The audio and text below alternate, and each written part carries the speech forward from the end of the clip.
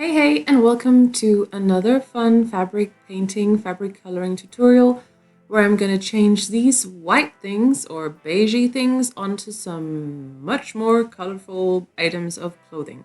So first of all, I'm dipping them in just some normal water and I'm placing them in some plastic bags. It's nice that they're a little bit wet, not too soaking, but wet and just kind of ringed up before I add the color.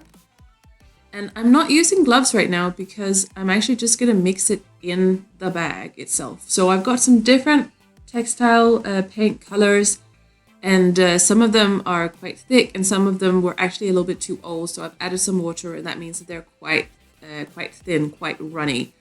And then I'm just mixing them around in the actual bag and then just checking on them once in a while. And then you can see how it goes. And because the fabric or because the top was a little bit wet before, then the colors will mix quite well.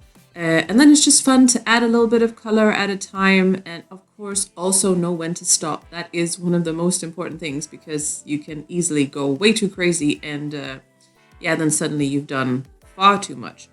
But this is soon going to be it with this one, I think. This is like mostly green and blue, and then it's ready to just take it out and look at it. Oh, and a little bit of yellow. That looks very, very nice. And then I just wrap it in the bag for now and make the next item ready. And that is a nice kind of a sweater jumper, thick material, and it's just very cool, super comfy. And it needs quite a bit of water because it is quite thick. So I'm adding some orange and yellow for this. I love yellow in combination with so many colors. And for this, I also had this neon color yellow, which just makes it extra cool. And I was excited to see what the colors would actually look like on this because the fabric is kind of beigey. And because the fabric is so thick and I didn't make it completely wet, the color actually sits on the fabric kind of in patches and some of it blends in a little bit more. So it almost has like a graffiti effect. And I just love it, how it looks. And I'm just deciding to not do too much more with it, but just keep it as it is for now. Well, apart from a little bit more pink because pink is always nice. And what I do with this when I think that the colors are nice, then I simply hang them out to dry and make sure they are completely dry. And then they need to be fixed with heat for the colors to stay. And the one that I'm showing you now, that is not cotton, that is a more synthetic blend, this little dress type.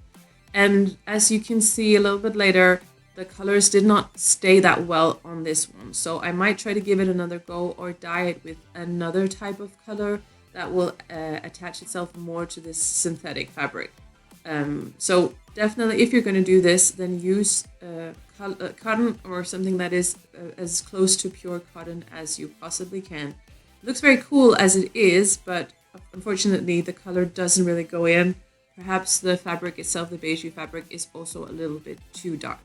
But anyways, I'm giving it a good go and it is also looking okay afterwards.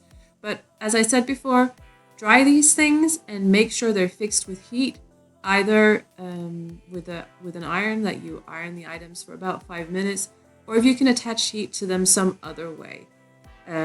Some people put them in the tumbler. You can maybe also, if you're very, very, very careful, put it in the oven, but be careful. And this is the top. The blouse, the jumper, it's super cool, and this one got a little bit more washed out in the colors, but it's still nice. And here we have the dress that only is left with a couple of little kind of spots of color. This one's my favorite. I love it, and I just want to do much more in yellow and pink because it's the best. Thank you for watching and see you next time. Bye bye.